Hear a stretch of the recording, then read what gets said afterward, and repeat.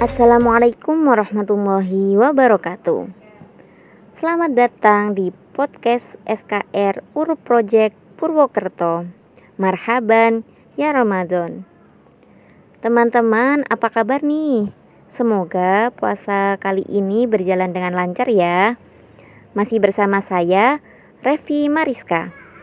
Jadi, tema podcast kita kali ini adalah menyambut bulan Ramadan serta mengetahui kewajiban dan sunnah di bulan Ramadan. Oke, pada kesempatan kali ini kita sudah bersama dengan narasumber yang begitu luar biasa. Langsung saja saya akan memperkenalkan siapa sih narasumber kita pada podcast kali ini. Jadi narasumber kita kali ini bernama Novita Dwi Suryaning Tias, asal Purbalingga, alumni Prodi PAI UIN Saizu Purwokerto, pekerjaan dan kesibukan guru PAI di SD 1 Susukan, melakukan hal positif, menjelajah hal-hal baru serta menuntut ilmu seluas samudra. Mbak Novita Dwi Suryaning Tias ini merupakan anggota divisi logistik dari SKR. Halo Mbak Novita, apa kabar? Oke, assalamualaikum warahmatullahi wabarakatuh. Halo semua sahabat Sinar Kasih Ramadan. Semoga dalam keadaan sehat walafiat dan puasanya dilancarkan dari awal sampai akhir ya. Sebelumnya sudah dijelaskan oleh Mbak Revi mengenai identitas kakak. Kak Novita akan menjelaskan mengenai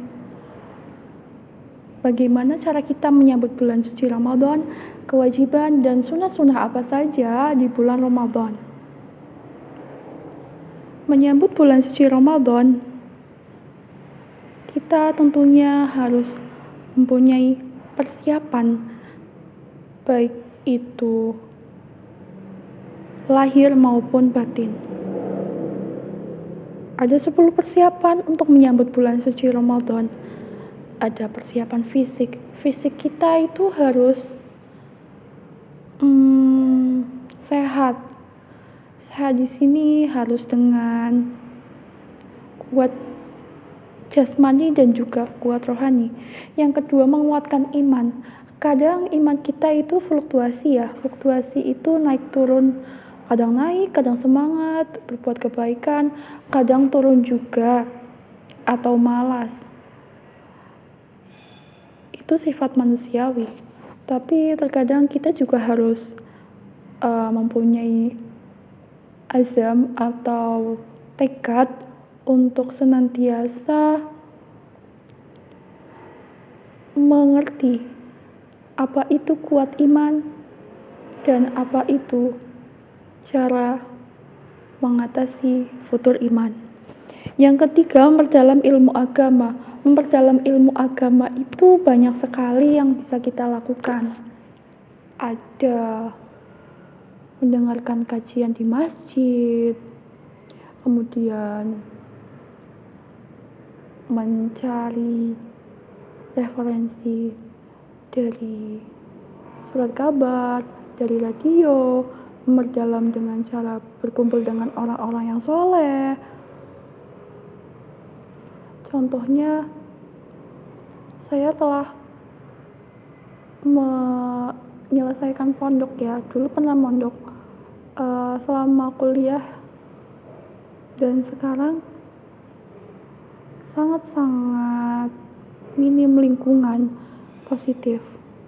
Jadi, saya terus mencari bagaimana caranya kita menemukan lingkungan positif agar apa? Agar kita kecipratan menjadi orang-orang yang positif juga. Kalau kita seringkali bertemu dengan orang-orang yang tidak mengajak kebaikan, maka kita akan tertular. Maka itu salah satu bentuk azam dari saya untuk senantiasa menguatkan iman, dalam ilmu agama, dan senantiasa bersemangat melakukan hal kebaikan. Yang keempat, persiapan materi. Materi apa saja sih yang dapat dipersiapkan gitu? Yang pertama, materi tentang fikih. Fikih yaitu tata cara suatu peribadatan suatu orang muslim. Ada fikih sholat, ada fikih puasa, ada fikih zakat. Untuk apa? Untuk lebih khusyuk lagi dalam kita beribadah di bulan Ramadan. Di dalam bulan Ramadan, selain puasa, ada beberapa amalan yang harus kita kuatkan keistiqomahannya. Yang pertama, sholat. Perbanyak sholat rawatib atau sholat sunnah sebelum atau sesudah sholat fardu, sholat tahajud, sholat duha, dan sholat sunnah lainnya. Kemudian ada amalan tilawah Al-Quran.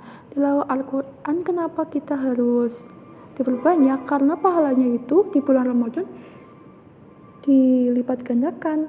Yang semula hanya 10 kebaikan, maka dilipat gandakan menjadi 100 kebaikan di bulan Ramadan. Yang selanjutnya ada amalan zakat. Zakat apa sih yang harus ditunaikan selama bulan Ramadan? Ada zakat fitrah. Zakat fitrah itu ada 8 golongan yang berhak menerima zakat. Kapan sih zakat itu ditunaikan? Boleh awal Ramadan, pertengahan, maupun akhir. Yang penting jangan sampai baru bayar zakat ketika kita setelah selesai sholat Idul Fitri maksudnya. Karena apa? Karena jika kita menunaikan setelah sholat Idul Fitri, maka tidak dihitung sebagai pahala zakat. Itu dihitung menjadi sedekah biasa. Kemudian menyiapkan kebutuhan harian. Kebutuhan harian biasanya yang kita kenal yaitu kebutuhan sembako ya, ada beras, minyak, gula, 9 bahan pokok intinya. Untuk apa? Untuk tidak kekurangan dari awal Ramadan sampai akhir Ramadan.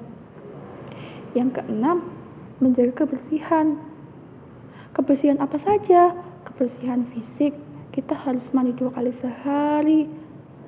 Kebersihan batin, kita harus mensucikan hati kita dari sifat iri, dengki, sifat hati lainnya pokoknya. Yang kedelapan, mengganti hutang puasa tahun lalu. Biasanya yang sering berhutang itu kaum hawa ya, kaum perempuan ya, karena kita ada beberapa uzur yang harus dilewati, mulai dari haid, hamil, menyusui, dan uzur lainnya. Mengganti hutang puasa itu harus dilakukan sebelum bulan suci Ramadan tiba. Jika tidak sempat melakukan di bulan suci Ramadan, maksudnya jika tidak sempat menunaikan hutang puasa di sebelum bulan suci Ramadan, maka bisa diganti di tahun setelahnya, tapi dengan catatan menggantinya 2 kali, puasa tahun lalu dan puasa yang sekarang. Jika tidak dilaksanakan, maka kita mendapatkan dosa. Yang kesembilan, menyambut Ramadan dengan gembira. Kenapa sih kita harus menyambut Ramadan dengan gembira? Tidak dengan kesedihan saja, karena bulan suci Ramadan itu sekali dalam setahun. Kita harus dapat berlomba-lomba dalam kebaikan dong. Jangan melewatkan begitu saja. Sebisa mungkin memanfaatkan waktu dengan baik. Yang terakhir, memantapkan niat. Kita harus mantap pada niat kita, bahwa kita bisa beribadah dengan khusyuk, bisa beribadah dengan lancar sesuai target, dan bisa melaksanakan keistiqomahan Ramadan kita di bulan Syawal nanti.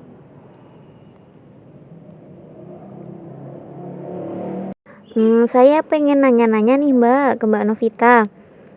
Ada kewajiban apa sih Mbak yang wajib dilakukan oleh umat Islam di bulan Ramadan ini? Selanjutnya, mengenai kewajiban dan sunnah selama bulan Ramadan. Puasa pada bulan Ramadan adalah rukun Islam yang keempat. Yang pertama syahadah, kedua sholat, ketiga zakat, puasa yang sedang kita lakukan, dan yang terakhir ibadah haji ke Baitullah. Mengerjakan ibadah puasa hukumnya wajib atau fardhu ain bagi umat Islam yang mukallaf. Mukallaf apa? Mukallaf yaitu yang sudah dewasa, sehat, dan tidak ada halangan untuk mengerjakan ibadah tersebut. Terkait kewajiban mengerjakan puasa, Allah berfirman dalam surat Al-Baqarah ayat 183 yang berbunyi, Ya ayyuhalladzina amanu kutiba alaikumus syiyam kama kutiba alal ladzina min qablikum la'allakum tattaqun.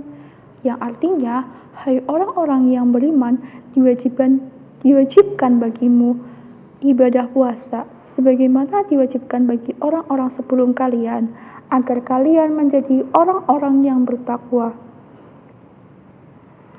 Sudah jelas ya, puasa itu wajib bagi orang-orang yang beriman, sebagaimana sudah diwajibkan bagi orang-orang yang sebelum kamu, para nabi, para rasul, dan sebagainya. Untuk apa tujuan puasa? Untuk menjadi orang yang bertakwa, orang yang taat, orang yang patuh kepada Allah Subhanahu wa Ta'ala. Puasa sendiri tidak hanya menahan lapar saja, tidak hanya menahan dahaga minum.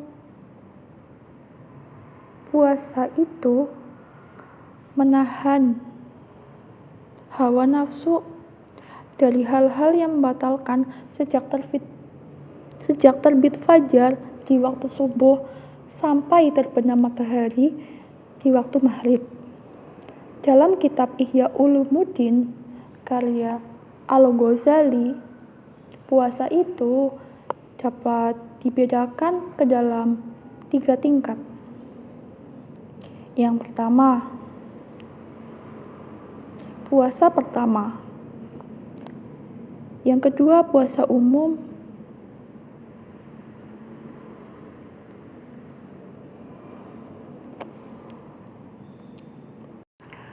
Tiga tingkatan itu puasa pertama, atau yang biasa kita sebut juga dengan puasa umum, yaitu menahan perut dan kemaluan dari keinginan atau syahwat. Syahwat itu maksudnya nafsu, dari nafsu perut dan kemaluan, dan nafsu-nafsu lainnya. Puasa kedua yaitu puasa khusus, yaitu menahan telinga, mata, lidah, tangan, kaki, dan juga seluruh anggota tubuh dari dosa. Puasa ketiga atau puasa khusus, maksudnya puasa khususnya itu menahan hati agar selalu fokus kepada Allah, fokus kepada Sang Pencipta kita. Dalam kitab Nihayah al-Zain fi Irsyad al-Mutabidin, Tadi kan Mbak Novita sudah menjelaskan tentang kewajiban yang ada di bulan Ramadan. Kemudian apa saja sih Mbak sunah-sunah yang bisa dilakukan oleh umat Islam selama bulan Ramadan ini? sunnah puasa yang selanjutnya yaitu membaca doa ketika berbuka. Ada banyak sekali ragam doa ketika berbuka puasa. Ada yang versi panjang, versi pendek, dan versi lainnya. Tetapi di sini saya akan menjelaskan mengenai doa buka puasa versi panjang dalam Hasyiatul Bujairimi yang alal khotib, yang berbunyi Allahumma laka sumtu wabika amantu wabika wa alaika wa tawakkaltu dhahabal dhama'u wabdalatil uruku wa sabatal ajru insyaallah. Saya ulangi, Allahumma laka sumtu wabika amantu wabika wa alaika tawakkaltu dhahabal dhama'u wabdalatil uruku wa sabatal ajru insyaallah. Wa ala singal fadli ihfirli Allahumma alladhi hadani fasumtu wa rusaqti faftartu, yang artinya, ya Allah, hanya untukmu aku berpuasa, kepadamu aku beriman, atas rizkimu aku berbuka, hanya kepadamu aku bertawakal.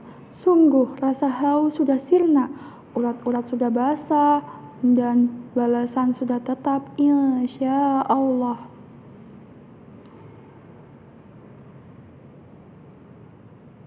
Wahai Zat yang Maha Luas, karunia-Nya ampunilah aku, segala puji hanya milik Allah, Zat yang telah memberikan petunjuk hingga aku kuat berpuasa, lalu Dia memberikan rizki hingga aku bisa berbuka.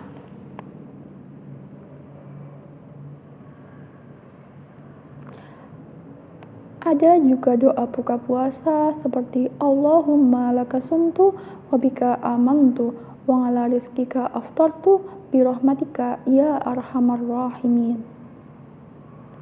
dan doa-doa buka puasa lainnya. Yang keempat, mandi besar. Mandi besar di sini dilakukan jika seseorang dalam keadaan junub, karena pada dasarnya tidak ada larangan suami istri menyalurkan hasrat pada malam hari di bulan Ramadan. Jika seseorang melakukan mandi wajib sebelum sahur, hal tersebut adalah langkah hati-hati sehingga ia benar-benar dalam keadaan suci saat ibadah puasa. Meskipun demikian, terdapat kelonggaran. Semisal pasangan suami istri itu khawatir akan air yang terlalu dingin yang dapat mengganggu kesehatan mereka.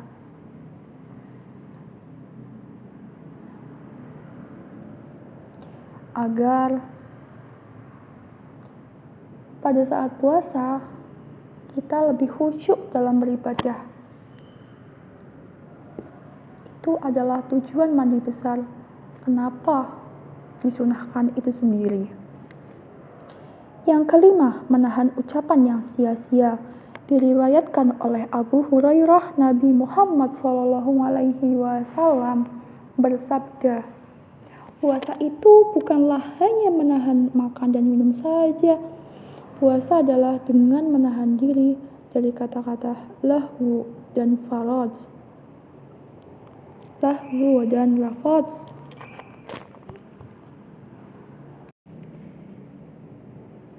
Sunnah puasa yang selanjutnya yaitu menahan ucapan sia-sia. Diriwayatkan dari Abu Hurairah, Nabi Muhammad SAW bersabda, puasa itu bukanlah hanya menahan makan dan minum saja. Puasa adalah dengan menahan diri dari kata-kata lahwu dan rafath.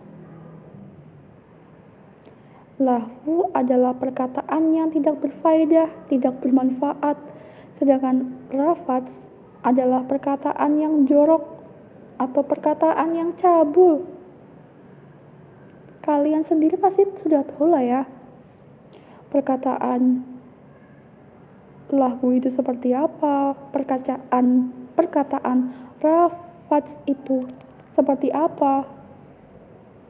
Tidak usah dicontohkan secara vulgar ya. Pada dasarnya puasa adalah mengendalikan hawa nafsu. Ucapan lisan, lahwu maupun rafath tidak membatalkan puasa. Memang tidak membatalkan puasa, tapi justru merusak pahala puasa yang semula kita harusnya mendapatkan pahala 100, karena kata-kata itu kita berkurang pahalanya, rusak pahalanya hanya karena kata-kata yang sia-sia dari lahwu maupun rafath.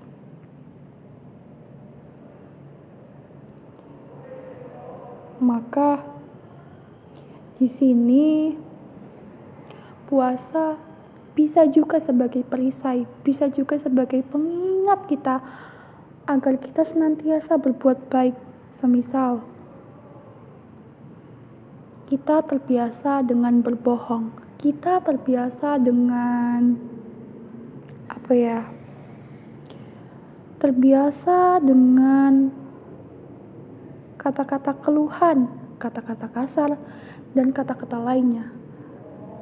Ketika bulan suci Ramadan, kita sebaiknya mengucapkan, inni shaimun, saya sedang berpuasa ya Allah saya sedang berpuasa, saya lagi puasa, aku malah berkata-kata yang seperti itu. Itu adalah salah satu kata-kata pengingat dari saya yang semoga bisa dapat diamalkan untuk teman-teman dalam beribadah nantinya.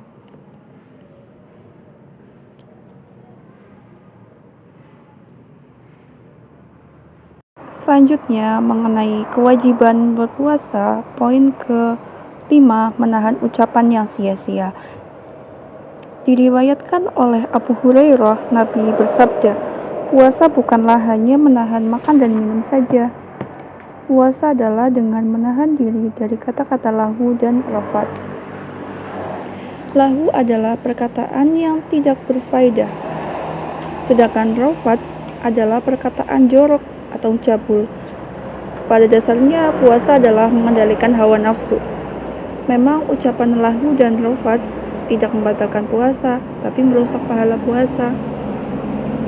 Jadi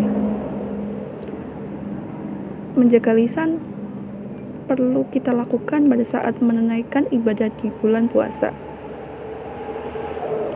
Yang poin ke-6, menahan diri dari perbuatan yang tidak selaras dengan tujuan berpuasa. Seringkali dijumpai setelah berpuasa sehari penuh.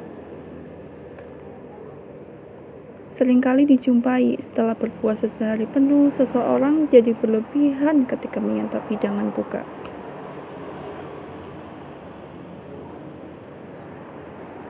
Karena apa? Karena pada saat sebelum berbuka, kita terkadang ingin menyantap semua makanan yang ada di sekitar, tetapi ketika sudah waktunya berbuka, sudah merasa cukup untuk makan ala kadarnya.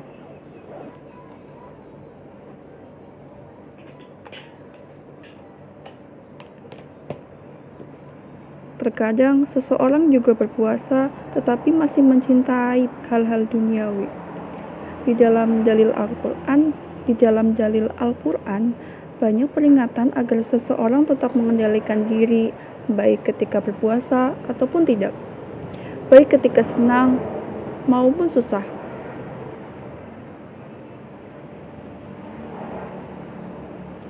Makan dan minumlah kalian dan janganlah berlebih-lebihan. Surat Al-A'raf ayat 31. Surat ini menjelaskan bahwa kita senantiasa memperbanyak amalan-amalan dan mencukupkan apa? Mencukupkan makan dan minum sekadarnya saja, tidak usah berlebihan, karena berlebihan itu sifatnya syaitan. Poin yang ketujuh, memperbanyak sedekah. Diriwayatkan dari Nabi Muhammad SAW, ia bersabda, siapa saja yang memberi makanan yang berbuka kepada seseorang yang berpuasa, maka dicatat baginya pahala seperti orang yang berpuasa itu. Jadi kalau kaum hawa, kaum perempuan kan biasanya mendapatkan udzur seperti haid, ibu hamil, ibu menyusui, itu kan tidak wajib untuk berpuasa karena udzur syar'i. Kalau memang ingin mendapatkan pahala yang sama seperti pahala berpuasa, maka kita harus melakukan amalan salah satu ini, yaitu memberikan makanan kepada orang yang berpuasa.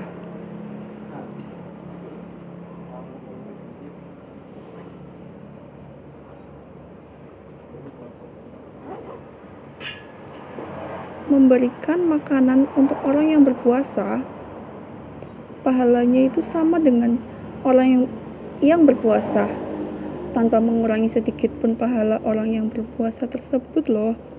Hadis riwayat Ahmad. Pentingnya bersedekah pada saat Ramadan bukan hanya karena pahala yang disediakan Allah, tetapi juga karena kita mencontoh perilaku Nabi Muhammad SAW.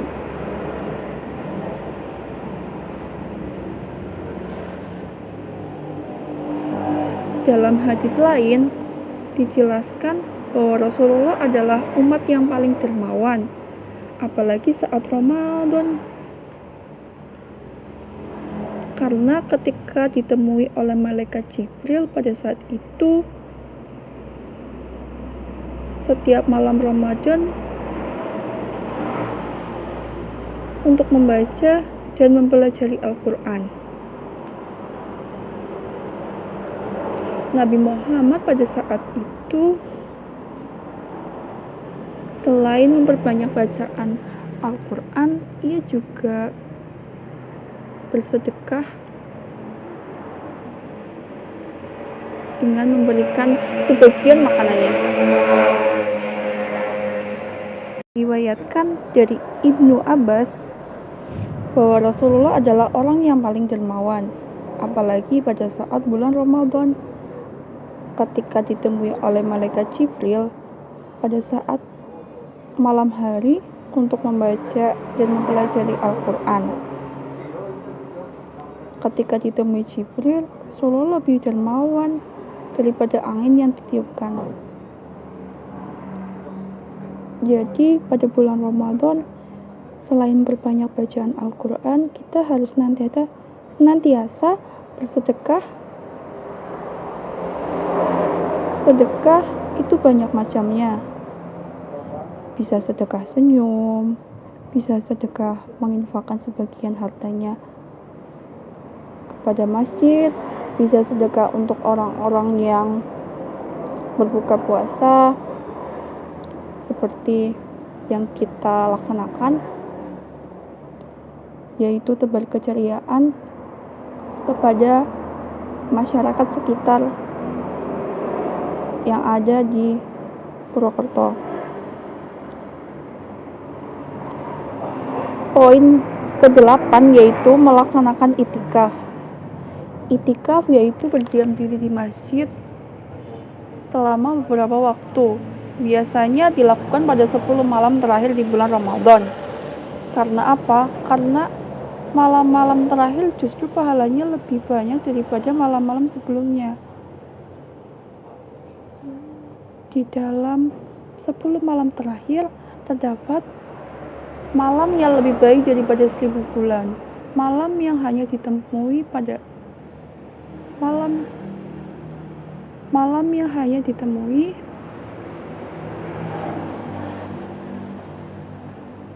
di malam di mana semua doa itu terkabulkan. Malam hanya ada di bulan Ramadan, tidak ada di bulan-bulan lainnya.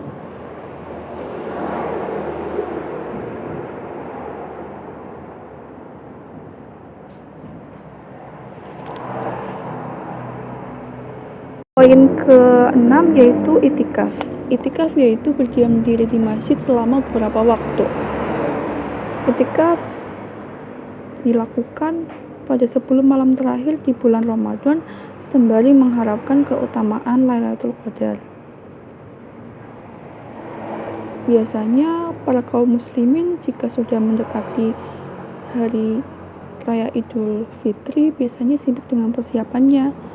Tetapi hanya sebagian orang yang mengetahui bahwa terdapat banyak keutamaan di 10 malam terakhir di bulan Ramadan. Kita bisa bertemu dengan malam Lailatul Qadar yang pahalanya lebih baik daripada 1000 bulan, di mana doa-doa kita pada saat malam tersebut dikabulkan. Kita harus dapat memanfaatkan waktu sebaik-baiknya, karena malam Lailatul Qadar hanya ada di bulan Ramadan dan malamnya lebih baik daripada bulan-bulan yang lainnya.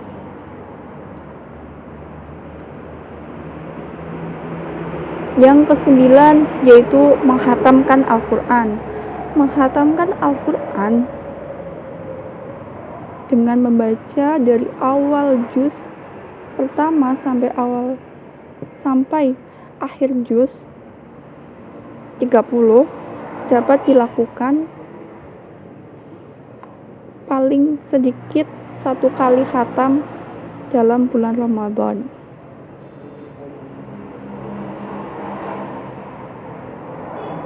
Memberi target khatam dilakukan untuk lebih memanajemen target dalam bulan Ramadan. Jika ingin khatam 1 kali, maka 1 hari dibaca dengan 2 lembar. Jika ingin 2 kali, maka lebih dari 2 lembar dan seterusnya. Yang terakhir mengenai kewajiban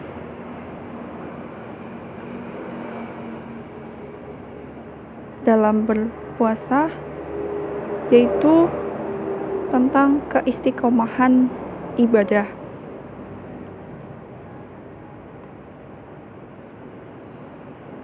Bulan Ramadan adalah bulan latihan bagi seorang muslim untuk 11 bulan berikutnya.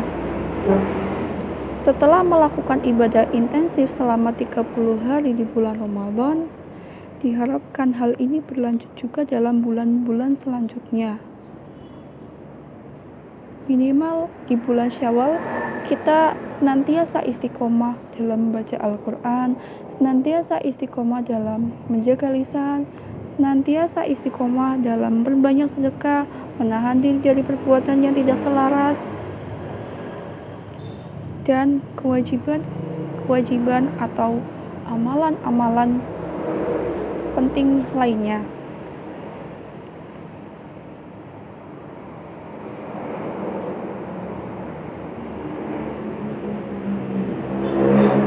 Dengan demikian, setiap Ramadan baru ada peningkatan seseorang untuk makin dekat dengan Allah.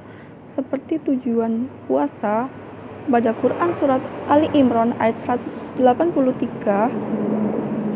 agar kalian menjadi orang yang bertakwa, agar kalian menjadi orang yang senantiasa lebih baik dari hari kemarin. Wallahu a'lam bishawab. Oke, jadi dari pembahasan yang telah dijelaskan oleh Mbak Novita tadi bisa disimpulkan bahwa pada bulan Ramadan umat Islam dikenai kewajiban untuk berpuasa sebagaimana firman Allah dalam surat Al-Baqarah yang berbunyi, ya ayyuhalladzina amanu kutiba alaikumusyamu kama kutiba alal ladzina min qablikum la'allakum tattaqun, yang artinya, hai orang-orang yang beriman, diwajibkan bagimu ibadah puasa, sebagaimana diwajibkan bagi orang-orang sebelum kalian, agar kalian menjadi orang-orang yang bertakwa. Selain itu, dalam bulan Ramadan ini juga ada beberapa kesunahan, diantaranya makan sahur, menyegerakan berbuka, membaca doa ketika berbuka, mandi besar, menahan ucapan sia-sia, menahan diri dari perbuatan yang tidak selaras dengan tujuan puasa, memperbanyak sedekah, iktikaf, khataman Al-Quran, serta istiqomah. Tak terasa waktu begitu cepat berlalu hingga saya harus sudah mengakhiri podcast pada kali ini. Semoga podcast kali ini dapat bermanfaat bagi teman-teman semua. Teman-teman semua tetap semangat dalam menjalankan ibadah puasa. Jangan jadikan puasa sebagai alasan untuk tidak melakukan kegiatan yang produktif. Oke, sampai ketemu di kesempatan lainnya. Wassalamualaikum warahmatullahi wabarakatuh.